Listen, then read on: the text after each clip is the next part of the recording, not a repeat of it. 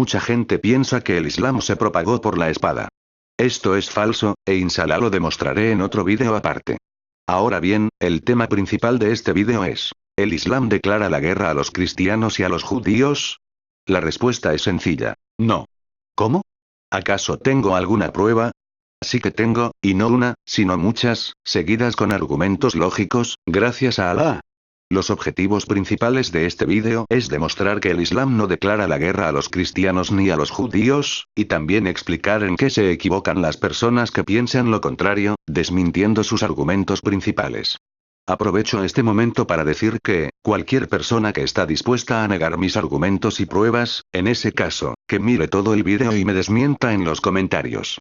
Así, pues, sin más dilación, empecemos con el vídeo.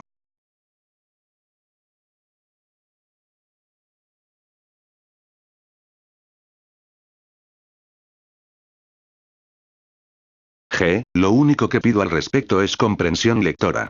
Analicemos este verso. إذا انسلخ الأشهر الحرم فاقتلوا المشركين حيث وجدتموهم وخذوهم واحصروهم واقعدوا لهم كل مرصد فإن تابوا وأقاموا الصلاة وآتوا الزكاة فخلوا سبيلهم إن الله غفور رحيم. Lo único que pido al respecto es comprensión lectora. Analicemos este verso. Quiero que me señalen en qué sitio Alá usa el término cristiano, cristianismo, judío y barra o judaísmo. En ninguna parte del verso, Alá dice esas 4 palabras, apenas una. Claro, pero ¿acaso no está diciendo Alá que matemos a los asociadores? Los asociadores, para la gente que no sepa quiénes son los politeístas. Que yo sepa, los cristianos y los judíos son monoteístas. Ahora bien, ¿por qué entonces matar a los asociadores?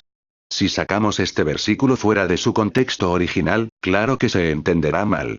Para situar este verso dentro de su contexto original, debemos de saber cuándo este verso fue revelado. Este verso, hermanos y hermanas, fue revelado en la época de las guerras entre musulmanes y politeístas. Una guerra que, sin lugar a dudas, los politeístas comenzaron. Los paganos de la Meca, es decir, los politeístas, no querían que el Islam se expandiese, y es por eso que mataban y perseguían y torturaban a los musulmanes. En ese caso, los musulmanes únicamente podían luchar en defensa propia. El verso 190 del capítulo 2 lo confirma.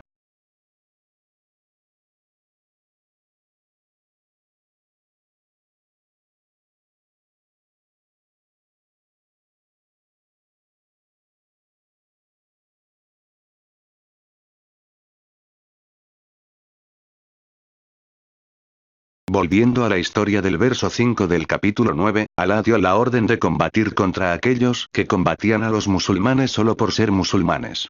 Así pues, si Alá solo dijo que combatamos en defensa propia, pero expresándose con una autoridad suficiente como para animar a todos los musulmanes a defenderse, y encima Alá se refiere a los politeístas aquí, y de esos politeístas se refiere únicamente a esos politeístas que agredían, es decir, que atacaban primero y sin ningún motivo válido, ¿qué sentido tiene decir que esto incita al terrorismo? De hecho, en ningún sitio Alá se refiere a los judíos y cristianos. Vuelvo a repetir. Él se refiere únicamente a los politeístas que agredieron. ¿Y qué es agresión? Atacar primero y sin ningún motivo válido. Además, otra prueba para apoyar todo esto son los 4 meses sagrados. En los primeros versículos del capítulo 9 Alá hace mención a ellos.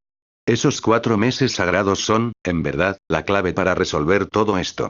Estos 4 meses sagrados eran una oferta de paz hacia los politeístas. Alá, a través del profeta Muhammad, que la paz y las bendiciones de Alá sean con él, envió a los politeístas.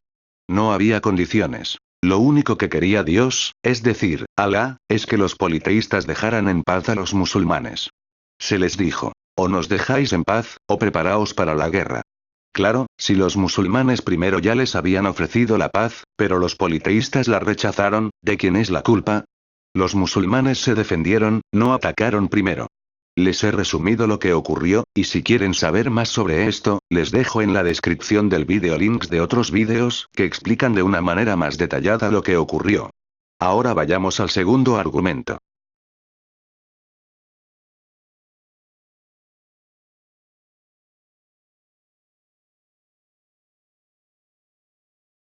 ¿A quiénes pretenden engañar? Las personas que dicen que el verso 51 del capítulo 5 prohíbe la amistad entre cristianos, judíos y musulmanes lo único que hacen es crear más y más odio. De hecho, únicamente consiguen engañar a gente que solo escucha y se queda con ello, y no investiga por ella misma. Ahora bien, analicemos este versículo. أيها الذين آمنوا لا تتخذوا اليهود والنصارى أولياء بعضهم أولياء بعض ومن يتولهم منكم فإنه منهم إن الله لا يهدي القوم الظالمين. Claro, si alguien saca este versículo fuera de su contexto original, es evidente que se entenderá mal. Exacto. Estoy diciendo que este versículo está sacado fuera de su contexto original. Alá únicamente prohíbe que los musulmanes seamos amigos de cristianos y judíos que odien el Islam. Si un cristiano o un judío odia al Islam y lo que hace es burlarse de esta hermosa religión, y encima le dice a los demás que esta religión es mala, ¿acaso no es normal que se nos prohíba ser amigos suyos? ¿Por qué es normal? Por un hecho simple. Porque ellos se sentirán apoyados por los mismísimos seguidores del Islam, por lo que se burlarán más y encima se justificarán. Pero cuidado. Alá únicamente prohíbe que seamos amigos de esos cristianos y judíos, así que, lógicamente, Alá no prohíbe que un musulmán sea amigo de un cristiano o de un judío que sí que hable bien del Islam y que sí que lo respete y lo considere una buena religión. Vuelvo a insistir. Alá únicamente prohíbe que seamos amigos de esos cristianos y judíos que hablan mal del Islam, con lo que Alá sí que permite que seamos amigos de cristianos y judíos que hablan bien del Islam. ¿Pero acaso tengo una prueba de ello? Afirmativo, gracias a Dios. De hecho, tengo dos. Analicemos, pues, las pruebas. Ahora bien, ¿qué tenemos aquí? Aquí, Alá dice claramente que podemos ser amigos de esas personas que son buenas, pero no de esas que son malas. ¿Pueden ustedes refutar esto? Además, en el verso 46 del capítulo 29, Alá dice que hablemos con la gente del libro, es decir, con los cristianos, judíos y los sabeos, de la mejor manera posible, y en otros versos más, Alá dice lo mismo.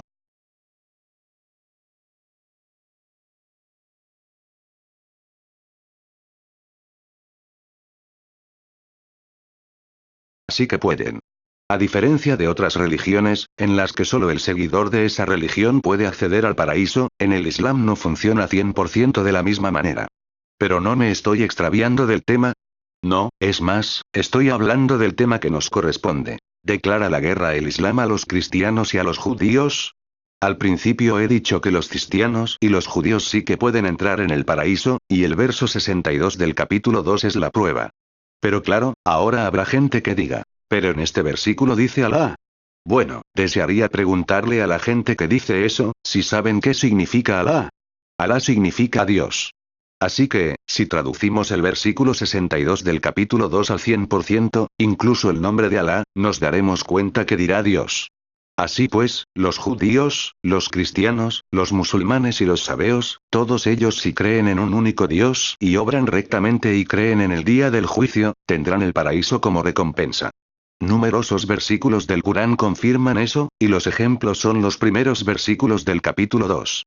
Y claro, puede que haya gente que todavía siga insistiendo y diga, pero si se refiere a Alá.